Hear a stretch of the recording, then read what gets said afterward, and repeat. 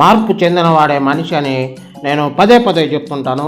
నేను మీ జఫ్ఫా Rakesh master.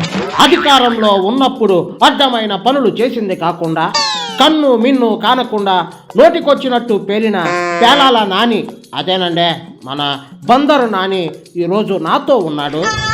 Hello బియ్యం దొంగ. ఇదిగో పిలకడా ఏంటి మాటలు జాగ్రత్తగా రాని. నేను దొంగ గింగా అంటున్నావు? నేను చాలా పద్ధతిగా నార్మల్గా అన్నా. గతంలో నువ్వు వాగినట్లు నీ డ్రైనేజీ నోరులాగా నన్ను కూడా తెరవమంటావా పాప్కార్న్? సర్లే అవన్నీ ఇప్పుడు ఎందుకు, వద్దులే. అసలే మా టైం ఏం బాలా, వద్దు, వదిలే, ఊరుక. నిన్ను ఊరుకునేది లేదు, క్షమించేది లేదు.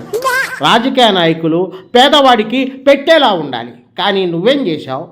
పేదోడు తినే రేషన్ బియ్యాన్ని కొట్టేసి వాటితో వ్యాపారం చేస్తున్నావంటే అసలు నిన్నేమనాలి బందర్? అవునయ్యా, ఇప్పుడు రకరకాల వ్యాపారాలు ఉంటాయి, అందులో మంచి ఉంటుంది, చెడు ఉంటుంది. ఇప్పుడు దొరికా, అదేదో కట్టాలన్నారు ఫైన్, 1,70,00,000 కట్టాగా. అదేదో పెద్ద ఘనకార్యం చేసినట్టు గొప్పగా చెప్తావేంటి నాని? పేదల ఉసురు తగులుతుంది నీకు. కొత్తగా తగిలేదేంటి? ఆల్రెడీ తగిలిందిగా. మొన్న ఎలక్షన్లో చిత్తుగా ఓడిపోయాంగా, ఇంకేం కావాలి? అయిపోయింది అంతే. అది కాదు నాని, ఇప్పుడు అధికారం ఉన్నప్పుడంటే మీ దొంగ వ్యాపారాలు చేసుకుని ఎలాగోలా నెట్టుకు రాగలిగారు. అపోజిషన్లో ఉండి కూడా మీరు ఇంకా ఈ బియ్యం దొంగతనాలు లాంటివి చేయడం ఏంది? అసలు ఏమనుకుంటున్నావు నువ్వు ఏలూరు? ఇప్పుడు ఒక వ్యాపారానికి అలవాటు పడినోడు, రుచి మరిగినోడు సడన్గా మానేయాలంటే ఎలా మానేస్తాడు? కోట్లు లాభం వస్తుంది ఇక్కడ. నీ లాభాల కోసం ఇంట్లో ఆడవాళ్ళని కోర్టులు గీడుస్తావా? ఆడవాళ్ళ పేరు మీద ఇలాంటి దొంగ వ్యాపారం చేయడానికి నీకు సిగ్గు అనిపించట్లేదా అని బయట జనాలు నిన్ను పిచ్చ తిట్టుకుంటున్నారు. తిట్టుకుంటే నాకెవడన్నా రూపాయి ఇస్తాడా? అందరూ మాటలు చెప్పేవాళ్ళే.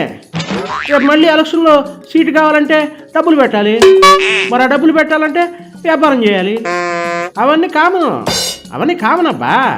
ఆ రోజు పవన్ కళ్యాణ్ని మా నాయుడు పవన్ నాయుడు అని చతురోక్తులు విసిరావు, అవన్నీ చిన్న చూపు చూసావు. మరి ఈరోజు అదే పవన్ కళ్యాణ్ ఇప్పుడు డిప్యూటీ సీఎం అయ్యాడు. ఇప్పుడేమంటావు? ఏమంటా? ఇప్పుడు మా పవన్ నాయుడు డిప్యూటీ సీఎం అయ్యాడు. అవును, ఆయన డిప్యూటీ సీఎం అయ్యాడంటే నేను డిప్యూటీ సీఎం అయినట్టే. మేము ఒకటే కదా. నీ దగ్గర చాలా కళలు ఉన్నాయి నాన్న. మరి సకల కళలు లేకపోతే అసలు నేను ఈ పొజిషన్ ఎలా ఉంటా? ఇప్పుడు పెద్ద బియ్యం గజ దొంగవని ఓవరాల్గా అందరికీ తెలిసిపోయింది. పట్టుకున్న దానికి మళ్ళీ సిగ్గు లేకుండా ఆ అమౌంట్ కట్టి నువ్వు దొంగ అని నువ్వే నిరూపించుకున్నావు. అయితే నాదొక డౌట్, ఇంకెందుకు late? అడుక్కో.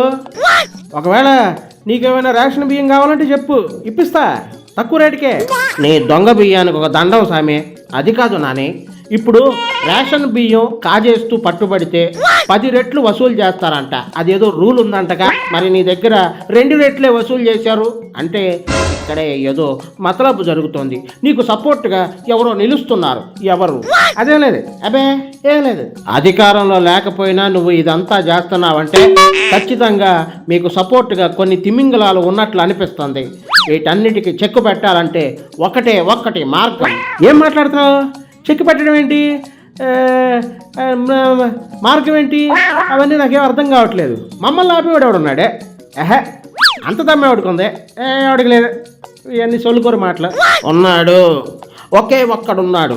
He's one and only power star Pawan Kalyan. మీ చీకటి సామ్రాజ్యాన్ని, పాతుకుపోయిన మీ గజదొంగల ముఠాను కూకటి వేళ్లతో సైతం పెకలించి నీలాంటి వాళ్ళకి కంటిలో నిద్ర లేకుండా చేసి భయంతో మిమ్మల్ని ఈ దేశం నుండే పారిపోయేలా చేస్తాడు. అదేం లేదు. పవన్ నాయుడు అలా చేయడు. పవన్ నాయుడు మంచోడే, చాలా మంచోడు. అలా చేయడు పిల్లకోడా. మంచిగా ఉంటే మంచోడే, కానీ మొండిగా తయారై పట్టాడంటే సప్త సముద్రాల అవతలున్నా సరే వెంటాడి వేటాడి మిమ్మల్ని మీరు చేసే మోసాల్ని బయట పెడతాడు. చెప్పినంత వరకు చాలే కానీ ఇంకా ఎక్కడెక్కడ బియ్యం దాచావో అవన్నీ తీసుకెళ్ళి అక్కడ అప్పచెప్పు. చూశారుగా, ఇది ఇవాల్టి మన షో. మరొక ఇంట్రెస్టింగ్ ఎపిసోడ్లో మరొక ఇంట్రెస్టింగ్ గజ దొంగతో మరొక ఇంట్రెస్టింగ్ పర్సనాలిటీతో మళ్ళీ కలుద్దాం. అంతవరకు సెలవు. జై జవాన్, జై కిసాన్, జై భీమ్.